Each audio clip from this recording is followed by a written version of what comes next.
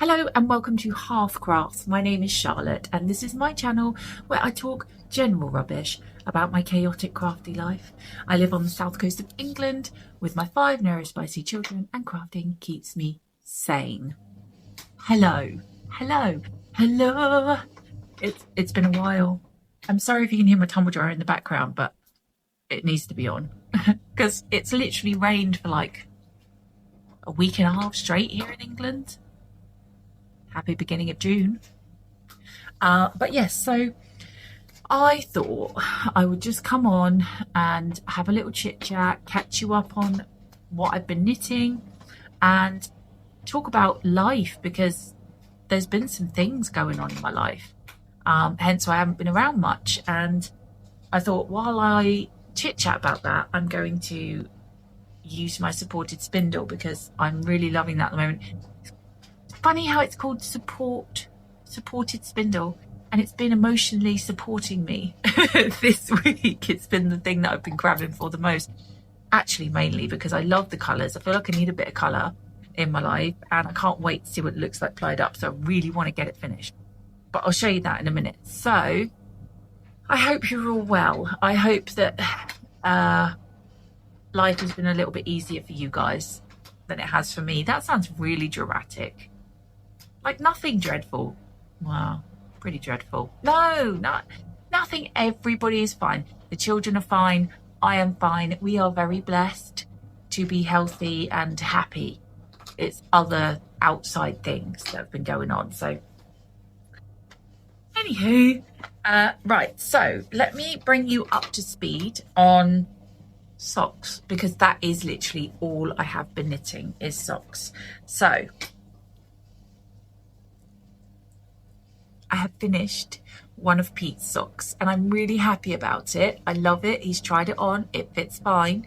I did make the foot slightly shorter because I think I did say, but when I finished my last pair of socks, I made the foot ever so slightly shorter, just by a few rows, because when I put my boot on, which is a slip-on style boot, the heel comes up a little bit and I wanted to try and avoid that.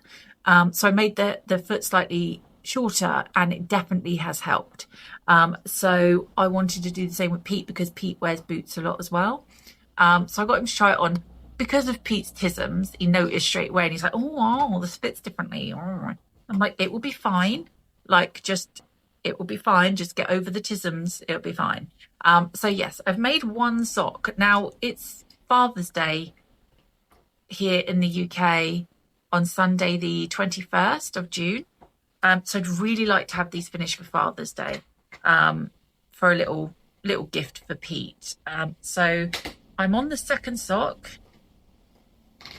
I'm into the leg. And I really just need to try and just do a few rows on this a day. So today is Thursday the 11th of June. So I've got like 10 days to finish this. So I need to get cracking. I think one of the reasons why I'm struggling to reach for this a little bit is because it's on my higher sharp 9-inch circulars and I don't like them. I don't like them. For a start, I'm scared because when I used to use my higher sharps, I mean, obviously I wasn't quite as good at using knitting needles then as I am now, but I used to stick them through the ends of my fingers all the time because they're so sharp. They're like hypodermic needles, and I used to always end up with like puncture wounds in my fingers, and I'm scared of that. But also they feel a lot smaller and a lot more fiddly than my Chiaogu red lace 9-inch circulars. They just don't feel the same, and I much prefer my Chiaogus. But I just need to. I could have swapped over to Chiaogus for this sock, but then I thought, well, no, because if my tension's different on the different needles, then that wouldn't be good. So I'm continuing with the higher sharp. So just need to get cracking with it and just get it over with. So that's that. I haven't done anything on Pete. So I've got another 2 pairs of socks going on, one for each of Pete's brothers, and I've not touched them at all. We went on a camping trip maybe 4 weeks ago, and the mother of one of Pete's nephew's was on the camping trip with us, and she was like, oh, I want you to knit me a pair of socks. And I was like, okay, that's fine. She said my birthday's in November, I think she said. And I really want them in some sort of green tones. And I said, that's fine, I can do that. So that's another gift knit added to the gift knit category. So I really need to get all these socks finished so I can start work. Also, I really want to start working on some Christmas socks. I've got a real hankering to start working on Christmas socks just so that they're there and done and ready for Christmas. But yeah, anyway, but what that is not what I've done. I've done new cast on. Yes, I have. None of those though. So I've got a bag of, I suppose you call it a bag of scraps, but it's not really a bag of scraps because some of the balls of yarn in there are actually quite substantial. But I call it my bag of scraps anyway because it's ones that have already been caked up, that a bit has been used, or whatever. So I thought I really need more shorties because sorry, somebody dared to walk past my living room window. So yes, I really need more shorty socks. In the summer, I really like to wear shorties. So I thought I'm just going to grab like random scraps out of there. I don't know if these technically class as scrappy socks. I suppose they do because it's out my scrap bag. But yeah, so I decided to start some shorties for myself. And I love them. Look at the colours. These are just so me. They're so me. But this green colourway actually is the first ever hand-dyed yarn that I bought. It was February 2025 at the first Unravel festival I went to. That was the festival where I decided I was going to learn to knit socks. And I bought this skein of yarn and it was going to be my first pair of socks. Now, I have several bits and pieces of sock made out of this where I was doing something. I'm not one of those people, I didn't know about ripping back and things like that then, so I would do a little bit, it would go wrong, so then I'd cut the yarn, I'd start again, blah blah. I never actually ended up with a full pair of socks in this colorway. It's by Rosie's Moments. I don't even know what the colorway is. Let's see if it'll focus better without my yeah, I don't know what the colorway is called. It's beautiful and I loved it straight away and never ever managed to get any socks made out of it. So I'm super happy that this is being made out of that. As soon as I saw it in there, I was like, yes, that one. I need socks with that. It's my first ever hand-dyed yarn. So yeah, I love that. I'm on the toe. I'm doing the toe a bit weird. I don't know why I'm doing it like this. Well, I do know why I'm doing it like this because when I try socks on, because I work on 9-inch circulars, you can't try them on when they're just on the one circular. So I get another circular and I put half the stitches on another circular, 9-inch circular, and then you can try them on. And then because I had done that as I was starting the toe, I thought I'm just going to leave it on 2 9-inch circulars and just do it almost as if I'm using what they call flyers. They call flyers? I think they are called flyers. So yeah, I'm kind of doing the toe a bit weird, but there we go. So yeah, not long until I finish that, and then I can start the second sock. I've been enjoying working on that one. So that is it for knitting. It's literally just those 2 pairs of socks that I have been working on.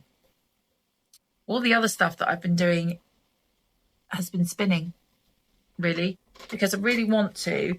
The idea is the spin that I'm working on my supported spindle.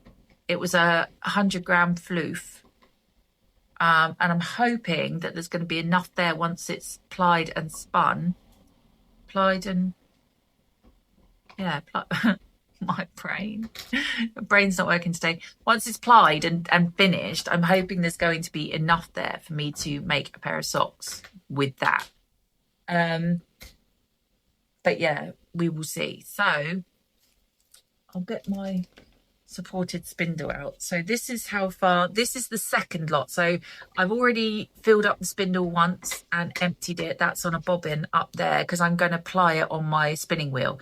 So I've already wound it onto a bobbin, and this is my second half. I've got literally this much left to go because I split the braid into 2 50-gram lots to try and have an even amount for when I ply. So yeah, I just need to keep going with this and get it finished. I'm trying to. This is what I've been grabbing for in the evenings when I'm sat here watching telly.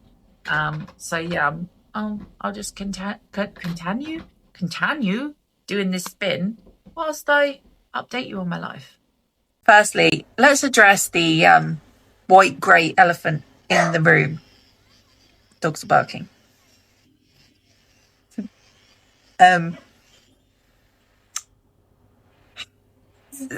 Okay, so I have been colouring my hair since I was about 18 years old. Never had a break, always coloured my hair because I went grey very, very young. Now, I've had every colour, every hair colour under the sun. And for about the last 2 or 3 years, every month when it comes to colouring my roots, I'm like, I can't, I don't want to. I just want to let my roots grow. I can't be bothered with it anymore. Like, I'm over it. And last month, when it came to colouring my roots time, I always chicken out and I always end up colouring my roots. And I thought to myself, okay, so why do I colour my roots? Let's just get to the nitty gritty of this. Let's break it down. Why do I colour my roots? Why do most women colour their roots, especially women and men of a certain age? Why do they colour their hair? Because they don't want to look old. And they think that grey hair is going to make them look old. My birthday is the 30th of June and I'll be 43 years old. I could have black hair, white hair, rainbow hair, pink hair. Regardless of what colour hair I have. She's bored already. My age doesn't change. I'm 43. What would you like, darling? Drink. Pause. I'm 43 years old. And you know what? I like being 43 years old. I like it. I look haggard today. I look really tired. I probably look 10 years more than my age. But my age doesn't change if my hair colour changes. Like, I am the age I am. Now, I have made the decision to attempt to grow my hair colour out. I say attempt because I don't want to put the pressure on myself of actually doing it, because I am breaking the habit of a lifetime, and I mean the habit of a lifetime. I've been colouring my hair since 18. Never had a break from it. I love the idea of being natural, but it also scares me. So we'll see. I'm going to take a picture of my hair every month. I'm going to see how far I can get. And from what I've read and seen of other women of my age that are doing the same thing, the first 6 months is the hardest because you tend to get that really stark line.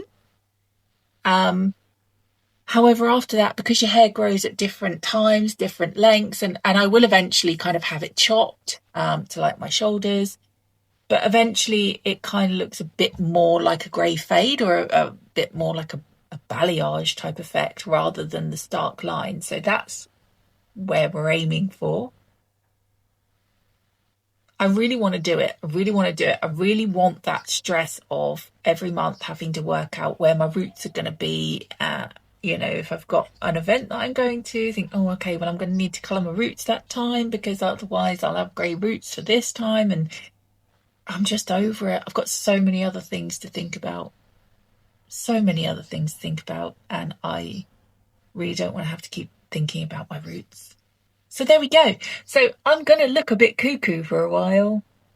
I think I've accepted that. I'd say about 95% accepted that.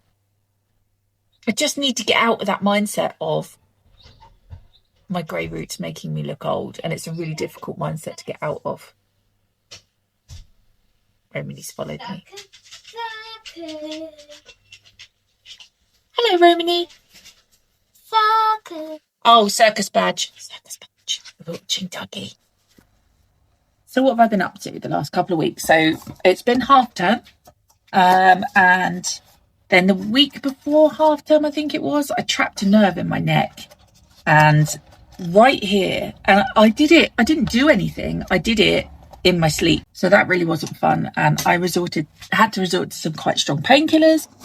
And, you know, I'm tired all the time anyway. So really strong painkillers didn't help with that. I'm also coming out of a hyperfixation. And I always feel quite tired when I'm coming out of a hyperfixation as well.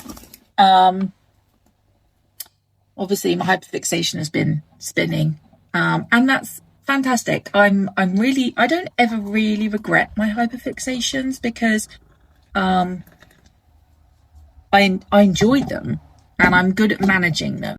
I kind of do my hyperfixations around the daily tasks that I have to do and motherhood, but they're still exhausting.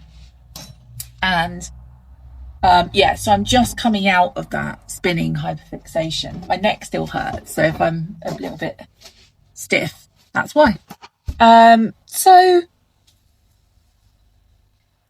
my god, my milk is off. My milk's lumpy.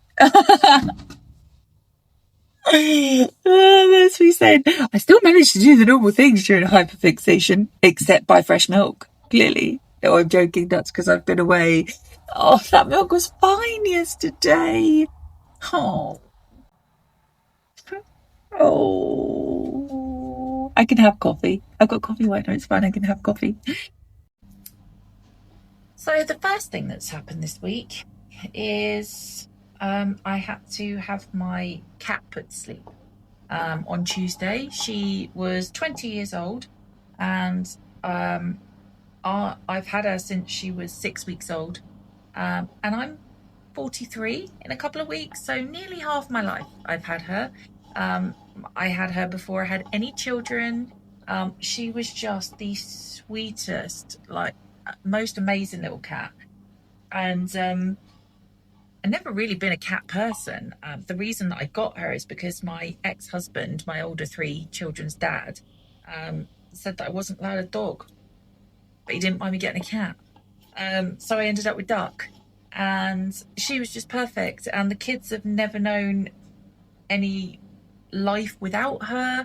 And she lived upstairs because she wasn't overly keen on the dogs. So every single time I went upstairs to use the bathroom, she was there.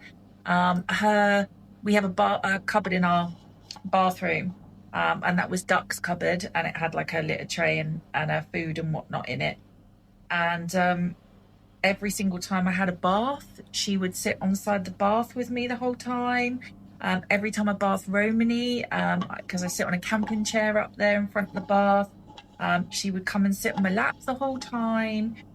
And yeah, the upstairs of my house just feels horrible. So much so that actually Duck, when I wasn't upstairs, Duck would spend the majority of her time on Erin's bed with her. Erin just can't even handle being here at the moment. So it's Thursday and it happened on Tuesday. And Erin has been at her dad's since, because Erin just can't even bear the thought of, and I get that. I absolutely get that, because every single time I go up the stairs, my heart breaks again, because I expect to see her little white face poking around the corner of the banister. Every time, you know, I sit down to pee, she would be there. And, you know, everything I did upstairs, Duck was there. So it just feels really horrible up there at the moment. So I kind of don't want Erin to come home and experience that. Like, you don't ever want to think of your children going through heartbreak and grief. So I'm okay with her staying at her dad's for as long as she needs to. Yeah, just really sad, really horrible. I feel devastated. I'm still emotional. Yeah, I mean, you know, we'll get there. It will soon become the norm that she's not here. She had cancer, so she had a bit on her nose, And I took her to the vets, and the vet said, oh, that's skin cancer, and it's a particularly aggressive form of cancer, and you're probably looking at weeks rather than months of her left. So we knew that it was coming. That was only about, I'd say, a month and a half ago. We knew it was coming, so we had all had time to make a fuss of her and kind of prepare as much as you can prepare for these things. But yeah, just devastating, heartbreaking, like all the things. So that's that. The second thing that happened over the last couple of weeks is Bobby, the dog that I rescued, who, by the way, is now called Jeff. We changed his name to Jeff. I don't know whether you've seen, there's like a funny clip thing all over the internet. One of them I've seen is a llama, who's like this big handsome llama, and he says, my name is Bulu Maximus Meridius, and then it goes to an alpaca who's got his teeth hanging out and stuff, and he goes, my name's Jeff. And that's why we called him Jeff, because Eddie was the handsome one, Edius Maximus blah blah blah Meridius, and then Bobby was my name's Jeff. So in the end, we were calling him Jeff so much that we just decided to call him Jeff. But he has had to go and live with Pete and his brother, because I know I've mentioned on here he had some food aggression issues. Not with his normal food and not with humans, not with us, but whenever treats came out, or even if he suspected that there was some sort of human food or whatnot that he wanted to be first in line for, then he would become aggressive towards the other dogs. Now, Eddie is a very submissive boy, and he had learned that whenever there was food about, he got out the way. He went and like laid on top of the couch or something like that. And I think Jeff realized that Eddie was being submissive and he was no threat, because he stopped being aggressive towards Eddie. However, he was still aggressive towards Star, because Star is nearly 12 years old. She has been with me again since she was, a few weeks old. She's the matriarch. She's not about to take any jip from anyone. And even when I had my boy Staffy, Star used to put him under manners. If he was doing something that she considered to be not okay, she would put him under manners, and so she's always kind of been a bit like that anyway. She's the sweetest, most quiet girl, but if you rub her up the wrong way, she's not going to take it. And it kept being that Jeff would snap at her and she would go back at him, and I kept having to get in between the fights, because my instinct with anyone, I'd be the same if I looked out my front room window and there was a dog fight going on outside. Like, my instinct is to run at them and split them up.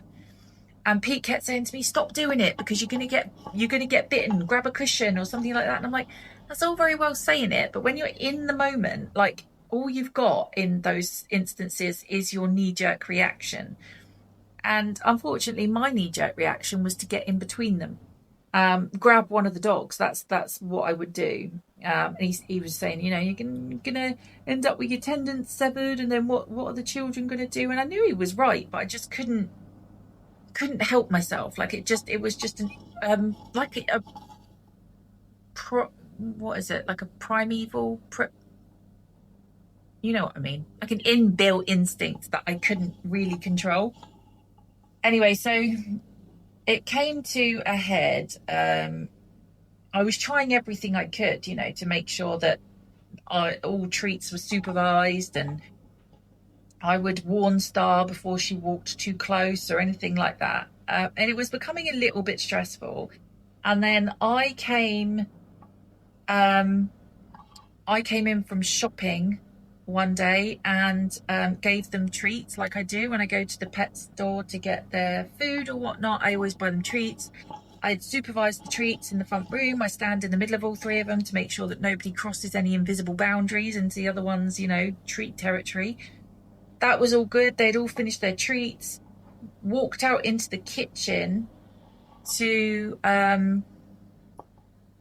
start unpacking the shopping bags that were still on the kitchen floor, and Jeff had got in front of me and went to protect the shopping bag. Star was walking behind me and he just went for her, and a dog scrap ensued on the kitchen floor, and I put my hand down to get in between them, and I ended up getting bitten. And it didn't hurt, but it was a puncture wound on my hand. I've still kind of got the remnants there of healing, and it bled a lot, and it just wasn't a very nice situation. And I think after that, even though it was my fault, it was absolutely my fault. I stuck my hands in between two dogs that were fighting. Absolutely my fault. But I kind of lost trust in that instant. I lost trust. And not only that, but as a responsible dog owner and a responsible mother, once that line had been crossed, it was like, there's no going back from that. I have to do what is best for my dogs that were already here and for my children, because, you know, heaven forbid, oh my goodness, if one of my children had been there and accidentally got in the way. You know, Romany's constantly got a snack bowl with her. You can't say to Romany, right, you need to stop dropping food on the floor now because we've got a reactive dog. Like, that's just not something that she would ever understand. So I said to Pete that we were going to have to start looking for an alternative, and it was going to have to happen fairly soon. I was devastated. I absolutely love Jeff. He is the sweetest dog. I do think he's got some neurological issues. There's just little things that he does that aren't quite right. But anyway, so we were thinking, what could we do? And Pete said, well, I will take him back to my house, and he can stay with me and his brother who lives with him, because it's just the two of them, no other dogs, cats, anything like that. And then what we're hoping is that Pete's brother ends up sort of claiming him as his own, because that would be really good. Pete's brother's a single man, and we just, you know, happily have a companion. He did used to have a dog that was with him all the time. I used to take him to work and everything, and he passed away a few years ago, so that would be really nice. But yeah, at the moment, so I've been going round Pete's house every single day because both him and his brother work full time, and Jeff is just not used to being on his own for that length of time. So I've been going around every single day. I take my knitting, I sit around there for an hour. Yesterday I took Eddie round, and that was really sweet because that's the first time. Bobby went, when did he go? Bobby went last Wednesday, I think. So he hasn't seen Eddie in a week. And they did used to play lovely together. I don't think Eddie's missing him at all. Well, I know Eddie's not missing him at all, because Eddie is quite a chill dog. I know he barks a lot, but he's actually quite a chill dog. He's happy to just kind of chill out most of the time. And he also doesn't like to wake up in the mornings until about 8 o'clock, whereas Jeff wakes up at like 5:30, and then was trying to play fight with Eddie, and it just wasn't, just not ideal. So that's where he is. I still see, like I said, I've still been going around seeing him every day, taking him treats and food and stuff. And honestly, the amount of stress that has been lifted off my head, not having to worry about whether there's going to be a dog fight, is like amazing. But at the same time, the guilt that I feel is just unreal. Like, I feel dreadful, absolutely dreadful. So yeah, that's that one. What else? Evelyn is doing her A-levels. So, and this is her last week. So her last A-level is tomorrow. And then it is just the anxious wait until August when she gets her results to see whether or not she has got good enough grades to go, you know, to the university that she wants. But regardless of whether she goes to the one she wants or her second choice, my baby is going to be moving out. My first child, she's 18 in 2 weeks, and she's going to be moving out in September. And I do honestly believe she's so independent. She's always been quite grown up. I always say she was born 40. Sometimes it's like she's my mum. And I don't think she'll come back. I think she's going to be one of those that once she's flown the nest and has that independence, I don't think she's going to want to come back. Obviously, she'll come back to visit. I'm not saying that she's just literally going to wave me goodbye in September and never see me again. That's not what I'm saying. What I'm saying is I don't think she would ever come back to live here. So that's really sad. Like, I love Evelyn, obviously. She's like my best friend. And the thought of not having her here, like, that's just weird. That's just, I'm not ready. I cried this morning because Athena said she wanted to walk to school on her own. Athena's the only one that I do a school run for anymore. I'm like, oh my God, you're abandoning me as well. Like, I've been doing school runs for 18 years. Like, what am I going to do? I'm not ready. I'm not ready. And I'm just so emotional about the whole thing. I actually said to Athena, well, the best you're going to get is I will go, I'll leave you on the corner. Like, I'll walk to the corner with you. And I did, and then I hid because she was like, make sure you go home. Don't watch me go all the way in. I'm like, no, of course not. No, there's me with my hood up in the rain, hiding in a bush, looking at school kids. Like, I mean, really, it's not, it's not ideal. But yeah, I just, oh my God, it's just gut wrenching and so much to deal with at the moment. The other thing is my van's in the garage. That van is just an absolute money pit. I think I'm possibly at the point where I'm ready to sell it. I've had it 9 years, but because it's got that VW badge, it just... And actually, those kind of vans aren't particularly well made. I've spent thousands on that van, thousands and thousands, more than it would ever be worth. But I've loved it, and I still love it. But I don't know, it's a bit of a headache. But anyway, I was worried that it was going to be thousands because, so that's been on my mind. It's been in the garage since Tuesday. But I had a phone call this morning to say that the latest it will be in is tomorrow, and it's only going to come to about 300 odd pounds. And it won't make any funny noises anymore, and it will feel much nicer to drive. So I'm really pleased about that, actually. So that's a really positive outcome. And I suppose the last thing really is the fact that tomorrow is the anniversary of my dad dying. 11 years. 11 years I've been without my daddy, and he was my absolute favourite person in the world. I still actually can't even believe that I survived this long without him. He used to, right up until he died, he still checked the oil levels in my car. I used to play chicken with my fuel light, and then I'd run out of petrol and I'd be like, Daddy, come and pick me up. Like, that's the one thing that I think of, because I think ever since then I've never ever run out of fuel. Because my dad's not there to pick me up anymore. So, I kind of had to become a little bit responsible. But yeah, it's always sad. It always hits me quite hard, the anniversary, because I miss him. And obviously, with having had a death in the household this week, like, horrible. Horrible. I hate death. It's just a part of life, but it's definitely the worst part. So yeah, that is it really. This is why I've been a little bit off the radar. I'm okay.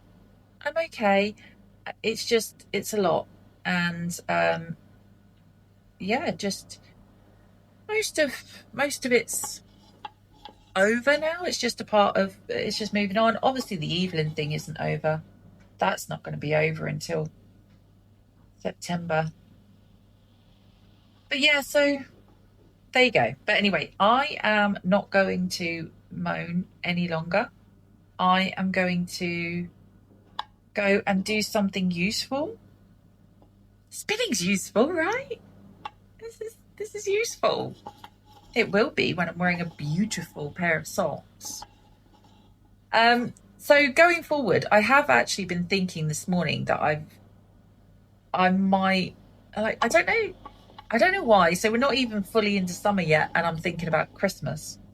I think it's because last year was like, oh, it was so stressful trying to make socks as gifts, and I left it far too late. And it was a bit, it kind of ruined the magic of making socks for people for Christmas for me. So, and this is the whole reason why one of my 12 cast on categories was gift knits, because I didn't want that to happen again. So, yeah, that's very much on my mind at the moment. So I just really need to get these socks done that I'm doing, and then I need to start making some Christmas ones. And I also am getting a bit of a hankering after I bought the don't know what it's actually called, the Christmas sweater pattern by Skein Deer Knits, where you can kind of choose which pictures you put in it. I bought that pattern. She had her patterns on sale for her birthday a little while ago, and I bought that one. And I know Soxy Nana Alice has been making that jumper as well. I think it was her birthday cast on. I think it was that one she chose. I know that one was an option. Alice, is that the one you chose? I think it was. I'm sorry. I'm so brain dead right now. I have to say, I've been watching Soxy Nana Alice, and she's been going through some things as well. And I feel really, I want her to know that watching her videos has been helping me as well, because it's always nice to know that there's other people kind of going through similar things, isn't there? Like that you're not actually alone in the world. Unfortunately, Alice lost her dog. So yeah, it's nice to know that there's other people that kind of know what you're going through, really. Anyway, I'm going to leave it there because I've probably ruined your day quite enough by now. Oh, it's so rainy as well, and I just need it to stop raining. I want to wash fleeces. Tour de Fleece starts on the 4th of July. And I need to get prepping, but I need the rain to stop. It is actually supposed to be quite a nice weekend, and I've got this weekend to myself. Pete's working all weekend. The village isn't open, so I am planning on having a weekend at home to myself, which I'm super excited about. And yeah, the weather is supposed to be quite nice, so I'm hoping that I will get to do some fleece preparation this weekend, but we will see. Anyway, I'm gonna go. Thank you so much for watching. You are all absolutely amazing, and I appreciate you all being here. I hope this video hasn't put you on too much of a Debbie Downer. But anyway, I take care of yourselves, be kind to yourselves, and I will see you again really soon. And remember, keep crafting fun.